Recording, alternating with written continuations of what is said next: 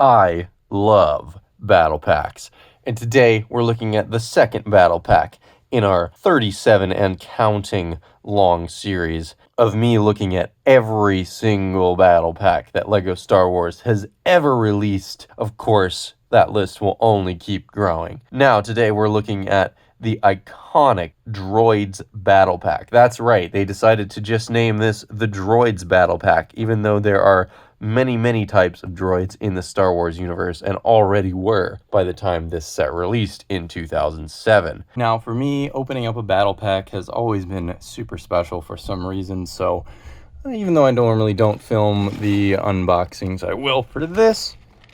Actually, let's take a look at this, because we have all the figures on the back, plus some other 2007 sets. That's very nostalgic, but I'm gonna go ahead and pop the pop tab. And it came out nice and easy. We will gently remove all these parts, and I can't say I'm looking forward to building all of this brown, but fingers crossed I'll be very careful, and hopefully we make it through okay. In the instructions, we have this full-page mural almost of a couple of these sets battling against each other. I mean, man, if that wouldn't make you want to buy more of these, I don't know what would. I really wish they would bring these back for battle packs, especially the ones that are obviously released to go against each other. I do find it kind of comical how generic the names of battle packs used to be compared to nowadays. This would be at bare minimum the Battle Droids Battle Pack, which I think would have been the perfect name, but you know, either way, name is not the most important thing, at least for those of us who know what we're looking at here. This is the only battle pack to come out that ever featured more than 5 characters, and I think LEGO knew and still does know that people don't care quite as much about battle droids as they do your sort of standard system, more human-looking minifigures. So they figured 7 felt right, and I tend to agree. The figure selection, of course, is only 2 different types of characters, considering how more uniform the Separatist army was. We could have gotten battle droid variants like commanders or security battle droids or pilots, but for me, I'm pretty glad that they just kept it as the standard B1s, considering how many variant battle droids they released in the subsequent years. Course, they kind of stopped doing that, so you know, you could go either way on that. I like the 4 standard battle droids as a great way to just build your army, which is what you need with battle droids. You just need a lot of them. It's been a while since we've had this guy. LEGO stopped releasing him in 2015 due to fragility concerns, and boy, if you've had any of these, you would know what they were talking about. The clip pieces, specifically this connection here, because the way it's designed, it stops right here. If you were to continue trying to rotate it more this way, you would snap the clip. All of the clip pieces were pretty fragile, including these ones. These would wear out over time and break as well. So legitimate reasons why they haven't made any Super Battle Droids, although I kind of can't believe that they still haven't. After so long, they really need to get that redesign done, and hopefully they will in the next couple of years. From the front, this guy looks about perfect. No notes, really. I wish, you know, the legs could maybe move independently, but they haven't really figured that out for droids yet, which is okay, I think. No articulation in the arms either, even though there is the implication of a joint there. Maybe that's something they could do in the future. Certainly wouldn't mind that, as long as it doesn't, once again, compromise the strength of it. From the back, these guys are basically hollow, which is a bit disappointing. It's a way for them to save on plastic, no doubt. If this character ever gets redesigned, hopefully this is something that's addressed. We can just at least get, you know, a solid piece for the body. I don't know how difficult that would be to do, but it certainly wouldn't be their largest solid piece, I don't think. And to get 3 of them in any set, much less a $10 battle pack, which in today's money would be equivalent to about $14, that is still pretty outrageous. Our other figure for this set is the good old B1 Battle Droid himself. Now, this is the first and really only design of this character. They've been pretty much the same since 1999, and this is in fact the 1999 version, given that it has 2 of the bent arms, not allowing it to actually hold a blaster the way that you would expect. If you want them to have a blaster, they're going to have to be either doing this, or you can, I suppose, do it like this too, like they're a gangster from a movie about the 1920s. Neither looks very good or accurate, I would say. However, I will say the megaphone piece does work pretty well for a droid blaster. It actually is kind of the right shape for the blasters that we see in universe for the battle droids. I think the reason for the megaphone piece was that the new blaster piece that they've, new in 2007 that they've used for many, many years.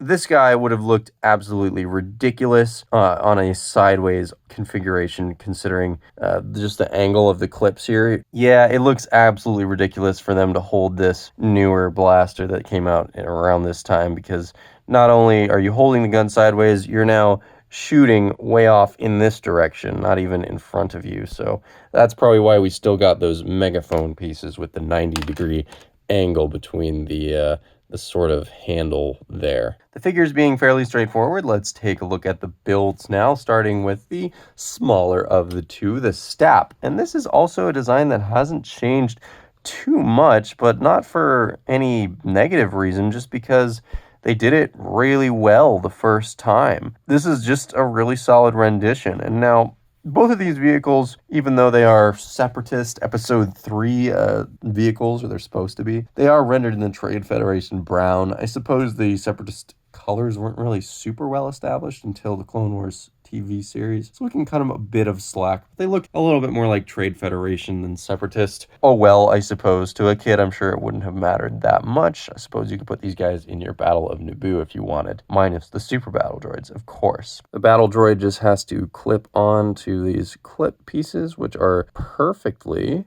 distanced to do just that, although you can see stuff kind of likes to move and rotate. But once you get him situated on there, there's actually a spot for him to tuck his feet in, which I think is incredible. And, he looks the part flying this thing around. The clear pieces that they give us to give us the impression of flying still are the same ones they've used more recently, so good job on the first try there again.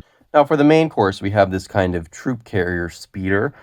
This really kind of resembles those droid carriers that we'd get in future Lego sets, but it's, not quite as large, obviously, and not really the same design. The same idea here is present, though. You have a little cockpit piece, sort of, a little tube, a little cone with a tube on the middle for a droid to pilot this thing.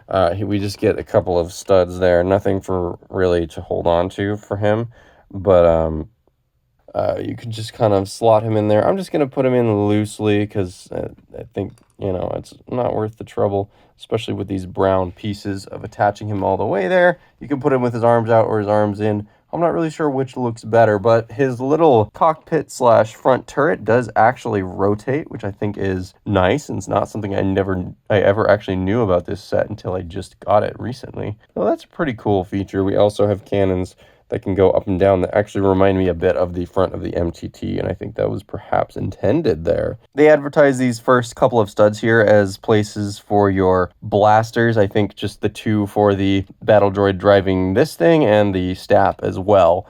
So you could definitely put a droid there if you wanted. It would certainly fit, but they kind of show blasters there. But if we load it up with the rest of our battle droids, that is what it looks like. And something cool about this set is if we bring the Stap back in here, we actually have a spot for every single one of our minifigures to be actually on the vehicle, which I think is really great and something that is often neglected now in Lego Star Wars sets. Sometimes it's not feasible to include enough figures. This time it was, and they designed the speeder appropriately to fit all the characters, which I think is really cool. Now, I will say they do look a little awkward on there, just kind of like they're, I don't know, like if you were to stand in the bed of a pickup truck, it just doesn't really look right. Does give you kind of an assembly line type look. It's kind of funny, but I don't know. For a battle pack level troop carrier, it does work. I think it's certainly not the best vehicle we've gotten in a battle pack, and certainly not the worst. Although it is probably one of the larger ones. This thing has a decent footprint to it, which does make you feel like you're getting something for $10 or $14 in today's money. the way the secondary market goes. You will not get that for this anymore. I was, I will say, quote unquote, fortunate to get this for $64 sealed on eBay, but a going price is more between 70 and 80. So be aware of that. This is going to be an investment, and if you don't have nostalgia for it, it will not be worth it. Another thing I should mention, and this is probably an all-time fragile set from Lego Star Wars.